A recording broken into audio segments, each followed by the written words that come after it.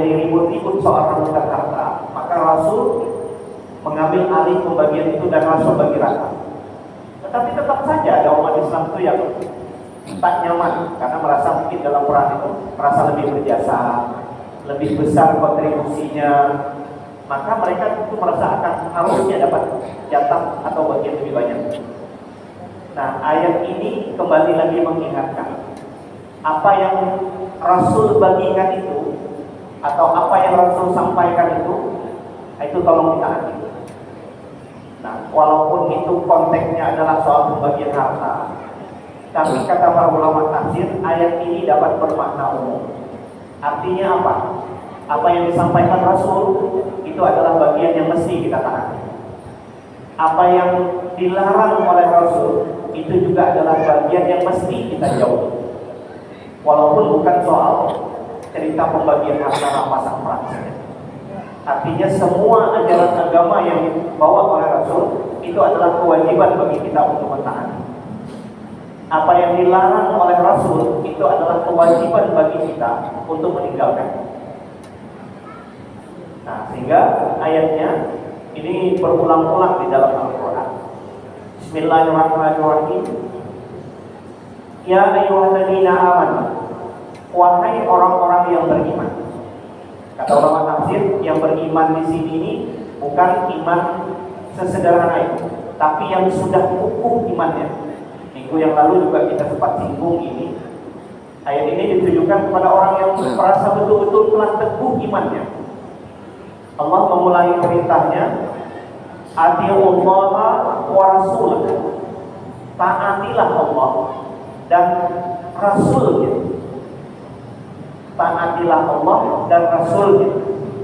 Nah, lalu pertanyaannya, dalam hal apa kita mentaati Allah dan Rasulnya? Kebanyakan ahli tafsir menyebut dalam hal apa yang Allah dan Rasulnya sampaikan itu berkaitan dengan hal-hal yang berkaitan dengan agama secara murni. Jadi yang berkaitan dengan persoalan agama secara murni, soal tauhid, soal mengimani hari akhir, itu wajib bagi kita mentaati. Jadi taatilah Allah dan Rasulnya. Wala tawallau anhu, jangan kalian berpaling dari apa yang diperintahkan oleh Allah dan Rasul. Jangan kalian berpaling, menghindar, menjauhi dengan berbagai alasan yang dibuat-buat. Wa antum tasma'un, padahal kamu mendengar apa yang dikatakan oleh Rasul. Ini kalau ditujukan kepada para sahabat, tentu ya sahabat itu mendengar langsung ayat Al-Quran yang dibacakan oleh Rasul, dengar. Sabda Nabi itu dengar. Jadi begitu Rasul membacakan Quran, mereka paham maksudnya. Kamu dengar, maka apa yang terkandung dalam ayat itu patuhi, karena itu bagian dari kewajiban mentaati Allah dan Rasul. Wa antum tasma'un, padahal kamu dengar apa yang disabdakan Nabi, apa yang dibacakan oleh Rasul tentang Al-Quran, kamu dengar. Nah, oleh sebab itu jangan berpaling dari apa yang dibacakan atau yang disampaikan oleh Rasul. Nah, kalau saya agak teks, saya bacakan tafsir ini. Apa makna wa antum tasma'un? Ini agak teks, saya bacakan. Wal makna wa antum tasma'una ma yusla alaikum minal hujjat wal waraqi fil Qur'an. Yang dimaksud dengan wa antum tasma'un, kalian mendengar, artinya adalah kalian telah mendengar apa yang telah dibacakan oleh Rasul pada kalian. Artinya disampaikan oleh Rasul, ayat Al-Quran. Jadi kepada para sahabat, tentu sahabat dengar ya. Jadi ayat ini kalau ditujukan langsung kepada para sahabat, kira-kira Quran ngomong, wahai para sahabat, kalian dengar tentang Rasul sudah menyampaikan ayat itu, taati ayat itu. Nah, kalau kita hari ini gimana? Kita kan jauh nih, sudah 15 abad jaraknya, sama saja posisinya. Jadi apa yang dibacakan berkaitan dengan Al-Quran, upayakan untuk memahami dan wajib bagi kita mentaati, walaupun itu berkaitan dengan Al-Quran, berkaitan dengan sunnah Rasul, walaupun jarak kita dan Rasul tidak membacakan langsung kepada kita. Tapi begitu kita mendengar bacaan ini, maknanya seperti itu adalah kewajiban bagi kita untuk mentaati. Jadi kalau dalam bahasa dakwah itu, selagi sampai dakwah itu, maka kepada orang itu tertuntut kewajiban bagi dia untuk mengamalkan apa yang didakwahkan itu. Kecuali dakwah itu nggak sampai kepada dia. Mungkin ada daerah yang mungkin masyarakat itu primitif, seruan agama itu tak sampai kepada dia. Nah, itu ceritanya lain. Tapi kalau kita dengar seruan ini, berarti Quran itu sampai ke telinga kita. Maka wajib bagi kita untuk mentaati Allah dan Rasul. Jadi kembali lagi, kalau saya ulangi makna ayat tadi, wa antum tasma'una wa yusma'alaikum minal hujjaj wal barahin fil Quran. Dan kamu wahai para sahabat, kamu mendengar apa yang dibacakan oleh Rasul pada kalian berupa al-hujjaj, hujjah, alasan-alasan keagamaan, wal barahin, dan bukti-bukti yang nyata yang terdapat di dalam Al-Quran tentang keesaan Allah, tentang kemudian tentang hari akhir dan segala macam yang diajarkan oleh agama. Itu sudah disampaikan dengan bukti yang jelas dalam Al-Quran, maka wajib bagi kita untuk mentaati itu. Nah, lalu kemudian ada larangan. Kalau tadi wajib mentaati itu ditujukan kepada orang Islam, lagi-lagi ayat melanjutkan penjelasannya. Wala takunu kalladzina qalu sami'na wa hum la yasma'un. Wahai umat Islam, jangan kamu menjadi orang-orang yang berkata, kami telah mendengar, tapi sesungguhnya mereka tak dengar. Jadi Quran itu membanding begini. Wahai umat Islam, taati Allah dan Rasul. Taati Allah dan Rasul. Jangan kalian seperti satu kaum yang begitu disampaikan firman Allah, kami dengar, tapi sesungguhnya mereka tidak dengar.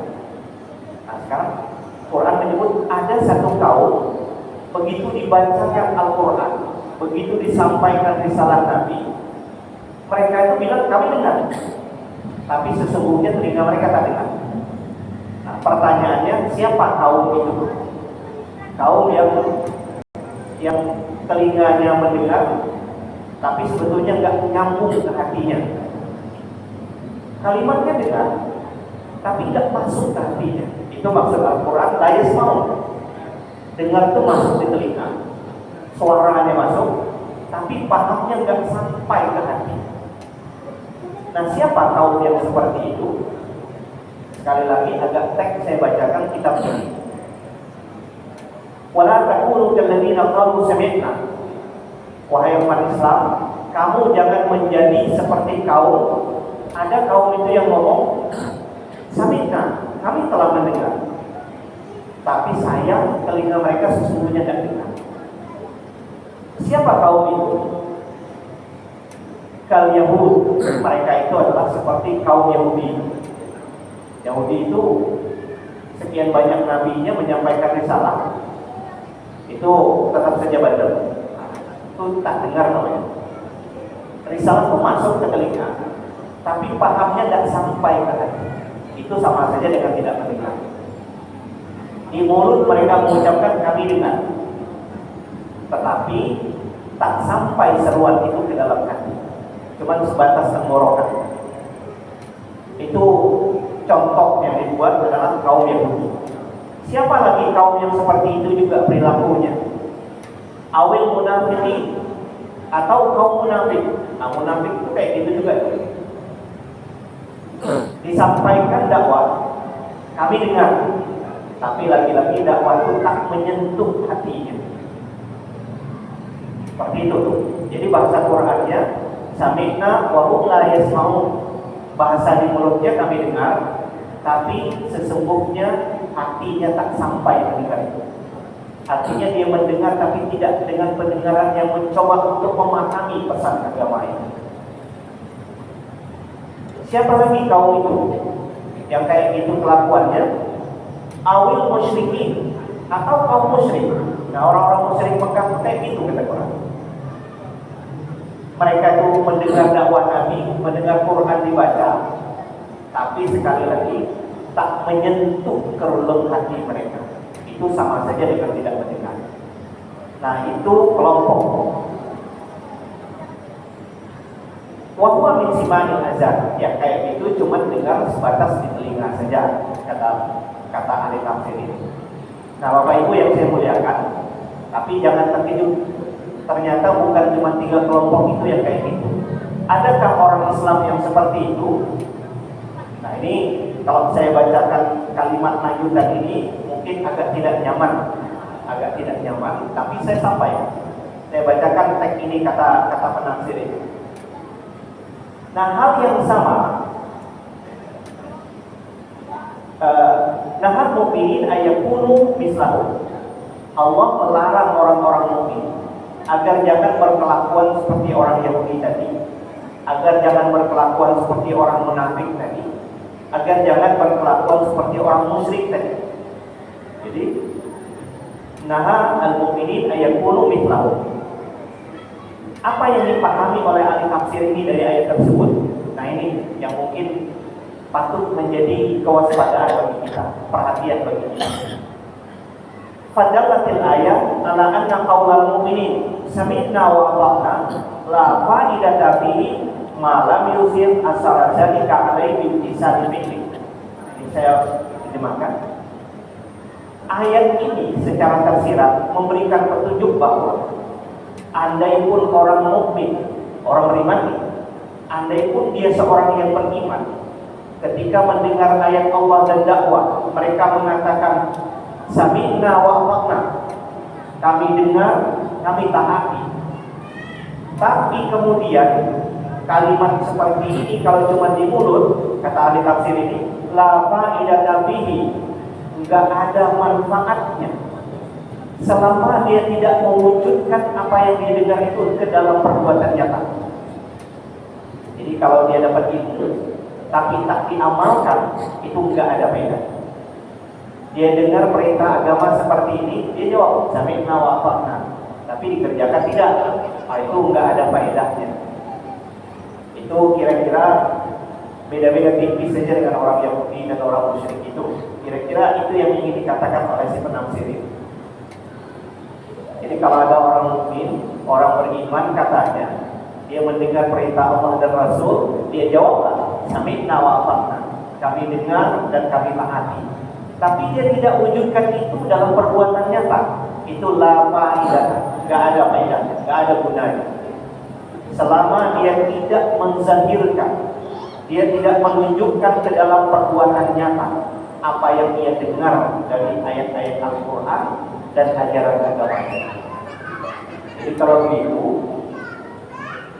sejatinya agama itu bukan hanya sekedar diilmui, memang diamalkan, dibuktikan. Itu sebabnya definisi iman itu kan bukan hanya atas bil qaul, itu satu.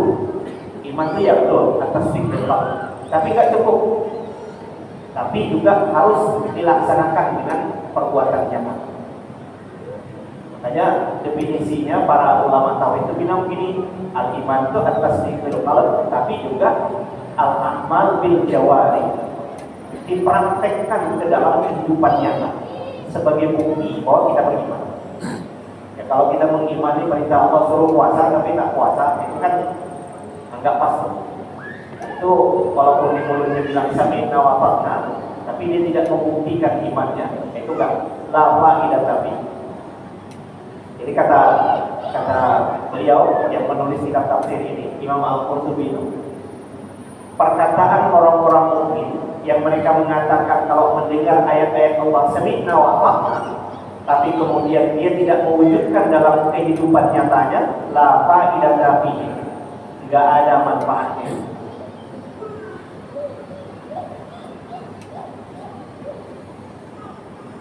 Nah, lalu kemudian lanjutannya apa kata beliau? Wa inna ma yakunu hina idzin fi manzilatil munafiq alladhi yazharul iman.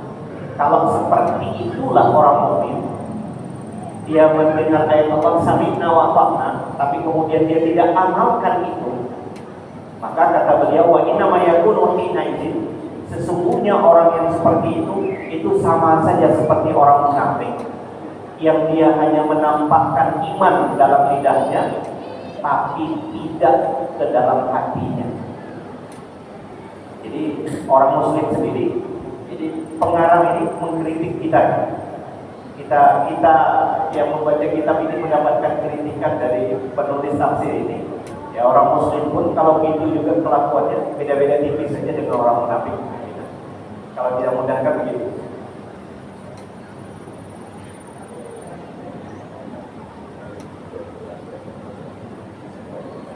Lalu kemudian, nah ini kecaman Al-Quran.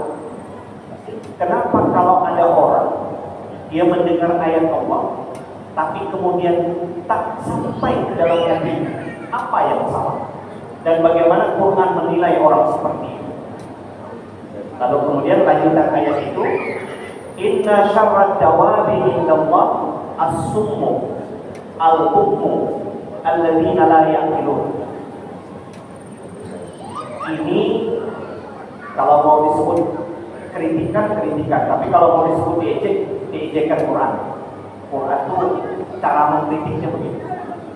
Jadi kalau kita memahami bahasa Arabnya itu, ini sudah kalimat keras sekali dari Al-Quran. Ada orang dia mendengar ayat Al-Quran, tapi tak masuk pahamnya ke dalam hatinya. Kata Quran, Inna syarrad dawabi indallah. Sesungguhnya hewan yang melata di bumi ini yang paling buruk di sisi Allah, dalam pandangan Allah, adalah orang as-summu, tuli, as-summu, tuli. Jadi hewan yang dipandang buruk dalam pandangan Allah adalah as-summu, tuli, tambah lagi al-bukmu, bisu, tambah lagi yang ketiga alladzina la yaqilun, yang tidak menggunakan akal pikiran.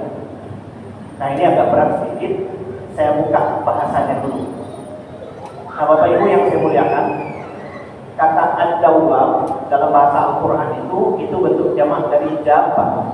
Dabbah itu dalam bahasa Arab dari kata dabbah yang lubuh. Dabbah yang lubuh itu artinya segala yang melata di bumi ini, itu secara harfiah dabbah. Bahasa kata bendanya dabbah. Jadi seluruh hewan melata. Dalam pemahaman para ahli ilmu pengetahuan itu, juga dalam pandangan Al-Quran, kita manusia ini termasuk hewan melata, bagian dari hewan. Apalagi kalau kita belajar filsafat, di orang-orang filsafat itu, saya ingat betul ketika belajar salah satu cabang ilmu keislaman itu, ilmu logika. Kalau dalam di pondok pesantren namanya mantik itu logika. Sebetulnya ini tidak ilmu murni keislaman. Ilmu itu disadur dari pengetahuan orang Yunani, filsafat Yunani. Tapi kalau kami di pesantren itu tidak asing dengan itu. Namanya disebut dengan mantik. Atau bahasa hari modern namanya logika. Nah, dalam ilmu logika itu ada salah satu pelajarannya adalah memberi definisi. Memberi definisi itu bahasa takrif. Kan kalau kita misalnya apa yang dimaksud dengan salat? Salat adalah perbuatan, misalnya perkataan perbuatan yang dimulai dengan takbir diakhiri dengan salam, itu namanya definisi. Nah, dalam bahasa ilmu mantik namanya takrif. Nah, kalau ditanya kepada orang ilmu logika itu, apa yang dimaksud dengan manusia? Siapa manusia itu? Bahasanya mereka jawab al-insan hayawan natik. Manusia itu adalah hewan. Secara umum manusia ini masuk kelompok hewan. Nah, termasuk dalam bahasa Quran dabbah. Jadi kambing, sapi, ular, segala macam itu termasuk hewan. Tapi semuanya melata di bumi, maka manusia pun masuk kelompok itu. Cuman masing-masing ada bedanya. Di ujungnya itu al-hayawan natik, yang membedakan manusia itu dengan hewan yang seperti kambing dan segala macam, karena dia diberi kemampuan berpikir. Jadi dalam definisi ini, kalau ada manusia tidak menggunakan akal pikirannya, nah maka posisinya akan sama seperti hewan-hewan yang lain. Nah, ada bedanya. Nah sekarang ini Al-Quran itu menyinggung begitu juga. Ada orang mendengar ayat-ayat Allah, jelas sekali bukti-bukti yang ditunjuk oleh ayat, tapi dia tak paham. Nah itu dalam pandangan Al-Quran itu paling buruk makhluk. Saya kira gitu. Itu udah paling buruk makhluk. Kenapa disebut paling buruk makhluk? Kalau kita mau melihat makhluk Allah yang paling zahir itu, mungkin yang dalam penilaian kita yang paling rendah itu tidak bernyawa, katakanlah tanah, batu. Tapi yang kemudian juga mempunyai ciri kehidupan, naik sedikit levelnya, kayak tumbuhan, atau naik sedikit levelnya. Lalu kemudian naik sedikit lagi levelnya, dia punya ciri-ciri kehidupan, ditambah lagi dengan insting, walaupun tidak punya akal, itulah hewan. Yang paling tinggi di atas segalanya, itulah manusia. Dia punya ciri kehidupan, dia berkembang biak, dia bergerak dan segala macam. Dia punya akal. Nah ini yang membedakan dari makhluk Allah yang di bawah itu. Nah sekarang kata Quran, yang namanya manusia, yang Allah berikan akal, tapi begitu mendengar ayat-ayat Al-Quran, tak paham dia, tak masuk ke dalam hatinya. Itu dalam pandangan Quran lebih buruk daripada hewan yang di bawah itu. Nah, jadi gimana lah kerasnya Quran itu mengkritik. Begitu ayat kami bacakan tidak menyentuh ke dalam hati kita, begini jelasnya bukti Al-Quran, itu udah paling buruk, lebih buruk daripada hewan. Makanya di ayat lain kan gitu, ulaika kal'an'am bal hum adall. Manusia-manusia yang Allah berikan anugerah mata, telinga, tapi kemudian tidak bisa memanfaatkan itu untuk mencari kebenaran akan agama Allah, maka mereka itu jauh lebih hina daripada hewan. Sejalan dengan ayat ini. Nah ayat ini ditujukan lagi-lagi kepada orang musyrik tadi, kepada orang Yahudi, orang Nasrani, orang musyrik, orang kafir itu, orang munafik, itu dia. Jadi kata Quran, sesungguhnya orang yang sangat buruk atau hewan melata yang paling buruk dalam pandangan Allah itu adalah as-summu, orang yang tuli. Tuli di sini bukan berarti telinganya betul-betul tak bisa mendengar. Masuk ayat Al-Quran itu, risalah itu, tapi sekali lagi tak menyentuh ke dalam hati. Itu yang dimaksud tuli di sini. Bukan tuli memang nggak dengar apa-apa. Di bahasa Quran asum tuli, tuli secara maknawi. Nah lalu kemudian al-bukmu bisu. Apa yang dimaksud bisu di sini? Bukan memang tunarungu dalam bahasa sekarang orang nggak bisa ngomong, tapi tidak bisa menyampaikan kebenaran itu. Jadi tak menyampaikan kebenaran itu dianggap buruk juga dalam pandangan Quran. Kita tahu kebenaran, ketika ada orang meminta kebenaran itu kita tidak sampaikan, itu juga buruk dalam pandangan Quran. Nah makanya ada yang menarik di salah satu kitab, ulama itu menulis begini: dunia ini sesungguhnya mirip seperti sebuah taman kebun yang indah. Maka isi dunia ini atau isi kebun itu kira-kira 5 hal yang paling penting. 1, jika ingin berjalan baik, maka harus dilengkapi dengan ilmunya para ulama. Lalu yang kedua, keadilannya para ulama. Yang ketiga, nasihatnya dari orang yang pemberi nasihat. Yang keempat, dilengkapi dengan ketaatan dari para ahli ibadah. Dan yang kelima, kejujuran dari orang yang menerima amanah. Nah, tapi ini tidak aman. Ternyata iblis tetap punya rencana. Jangan dikira bahwa ilmunya para ulama itu akan aman. Iblis memasukkan kepada para ulama itu ada satu sifat, apa itu? Al-kitman. Jadi para ulama itu salah satu sifat yang dimasukkan iblis adalah dia simpan ke ilmu, nggak mau dia sampaikan. Itu bencana buat kehidupan. Dan yang kedua, keadilan orang itu juga iblis senang. Ada sifat yang iblis masukkan kepada keadilan orang, apa? Kesewenang-wenangan. Maka kita gak heran kalau ada orang sudah mendapatkan kekuasaan, itu kalau dia tak pandai-pandai, tak menyadari diri, itu dia akan jatuh ke dalam tindakan kesewenang-wenangan. Sekecil apapun kekuasaan, kalau sudah mendapat merasa jadi penguasa, mulailah ada sikap ingin jadi penindas. Karena memang itu sifat yang dimasukkan oleh iblis. Kalau bahasa orang kampung saya itu gini, orang kalau sudah dikasih buku, itu udah rasa ingin nyakar orang aja. Itu kekuasaan. Nah, nasihat orang yang seharusnya memberi nasihat, tapi ini juga tidak aman. Iblis bukan senang. Apa yang dimasukkan? Sifat kelicikan. Kadang-kadang nasihat yang dikasih ke kita itu gak semuanya benar. Ada tuh nasihat yang nampaknya benar, tapi justru menjerumuskan kita. Nah itu dia. Ada lagi yang berikutnya, ibadahnya para ahli ibadah. Ibadahnya para ahli ibadah itu bukannya aman juga. Ibadah itu sifat yang dimasukkan oleh iblis adalah riya. Nah, jadi kalau sudah merasa jadi ahli ibadah, siap-siap tuh iblis sudah mulai mempakan sifat riya. Nah, yang diberi amanah gimana? Amankah? Tidak juga.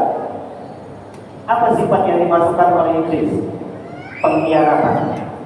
Kalau kita sudah dapat kepercayaan, atau kalau tidak hati-hati, itu akan cenderung mengkhianati kepercayaan.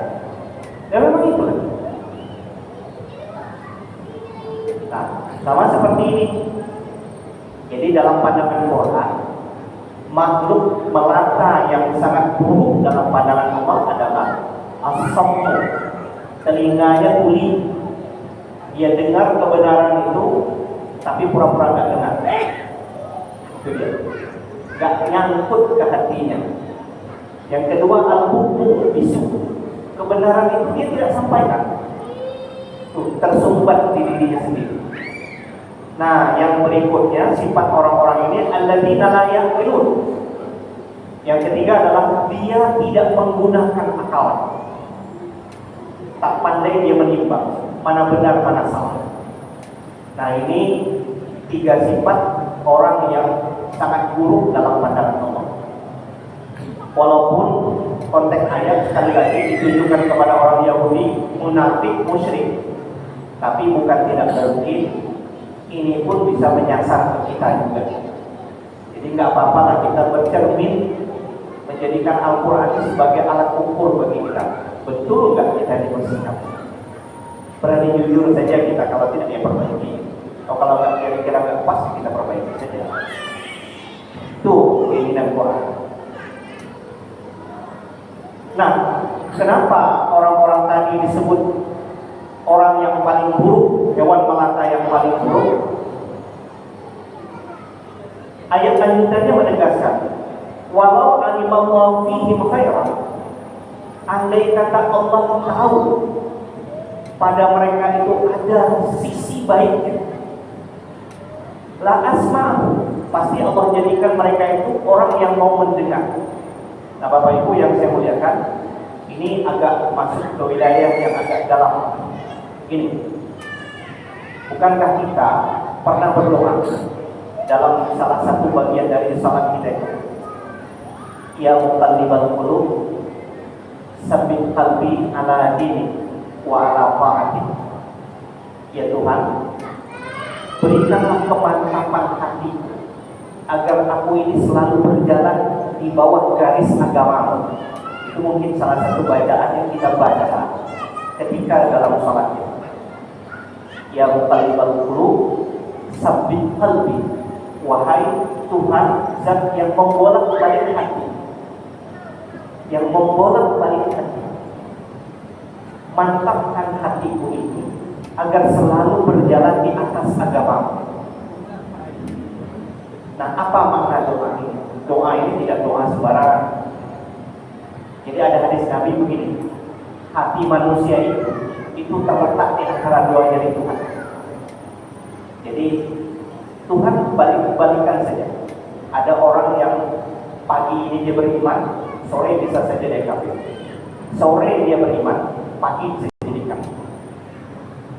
Nah, tapi apakah itu memaksa? Tidak. Ketika orang itu sudah berusaha mendapatkan hidayah, Allah akan tolong dia untuk memperkuat hidayah. Tapi Allah tidak paksa. Orang mau beriman atau tidak, Allah tidak paksa. Tapi ketika ada orang itu bertekad ingin mengikuti hidayah, Allah akan bantu orang itu. Tapi sebaliknya juga, ada orang yang ingin menyimpang dari hidayah itu, dan Allah lanjutkan saja. Biarkan dia dalam kesesatan. Nah, makanya ayat ini orang-orang Yahudi, orang munafik, orang musyrik, karena memang sejak awal hati mereka tidak ingin memilih hidayah itu. Jadi kata Allah, andai kata kami tahu, bukan kami tahu, dalam pengetahuan Allah di masa azali, memang sejak awal mereka itu sudah tak ingin memilih hidayah, ya sudah. Makanya kami ciptakan mereka dalam bentuk menjadi Yahudi, Nasrani, munafik. Karena mereka sejak awal memang tidak ingin mendapatkan hidayah.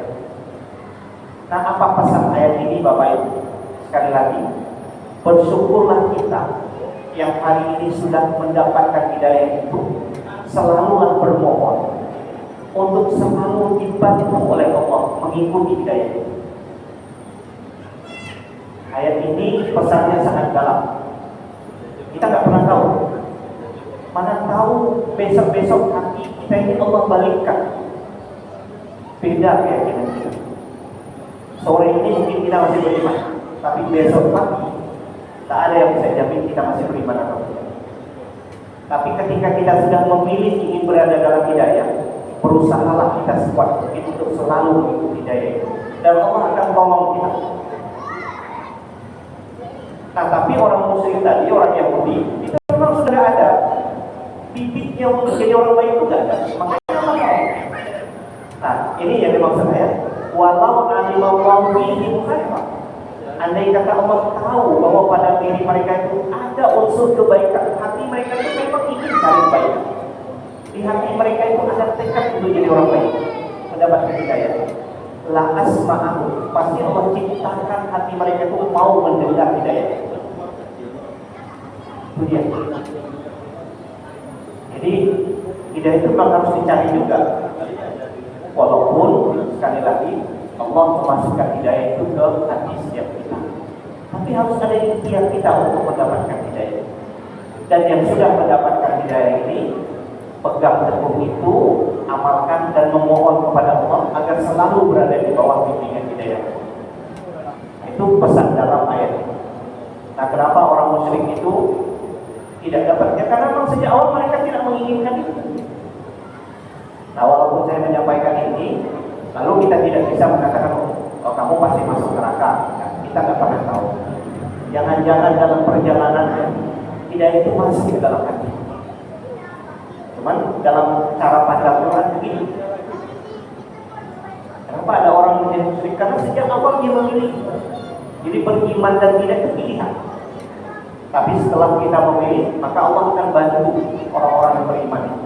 Tapi bagi yang tidak memilih keimanan, Allah akan biarkan. Biarkan. Nah. Walau asma'ahu. Jadi lanjutan Quran ini. Nah, Bapak Ibu yang saya muliakan, ini mungkin waktu kita sudah sangat dekat. InsyaAllah nanti kita lanjutkan di kesempatan berikutnya. Sampai di sini dulu yang bisa saya sampaikan. Mudah-mudahan bermanfaat untuk kita. Assalamualaikum warahmatullahi wabarakatuh. Bismillahirrahmanirrahim. Alhamdulillahirabbil alamin wassalatu wassalamu ala asyrofil mursalin sayyidina wa maulana Muhammadin wa ala alihi wa sahbihi ajmain. Allahumma anfa'na bima 'allamtana wa 'allimna ma yanfa'una wa zidna ilman nafi'an wa hidayatan wa tawfiqan. Allahumma anfa'na bima 'allamtana wa 'allimna ma yanfa'una wa zidna ilman nafi'an wa hidayatan wa tawfiqan. Allahumma ij'alna minal ulama'il 'amilin. Allahumma ij'alna minal ulama'il 'amilin. Rabbana atina fid dunya hasanatan wa fil akhirati hasanatan wa qina adzabannar. Warhamna